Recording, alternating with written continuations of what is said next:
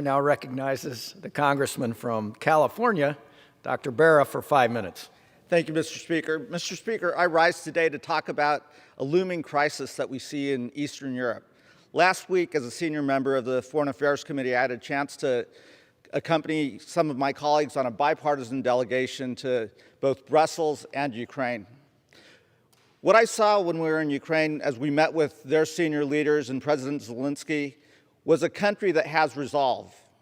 They reminded us that they've been at war with Russia for the last 8 years, since Russia invaded Crimea, occupied the Donbas territories.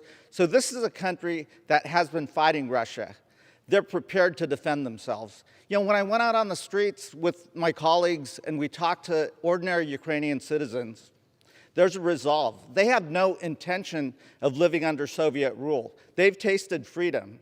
And it's important for us as the United States of America to stand with this young democracy. We are the oldest democracy in the world. You know, when I've been asked by the media, why should the United States be concerned about what's happening in Eastern Europe? It's because we value those, the freedoms that we share. We value the liberty. We value the ability of individual citizens to choose their own path forward. That's what this is about. When we went to Brussels, we had a chance to meet with our NATO allies, with other members of the European Union. Think about what we accomplished working with those countries in the 75-plus years post-World War II. We created peace on the European continent after 2 world wars. We created thriving democracies. We created prosperity. That's what's at risk. Think about what Mr. Putin wants to do. He wants to reestablish the Soviet Union. He's an autocrat. That's what's at risk in the 21st century. It is not a given that democracy will win the 21st century.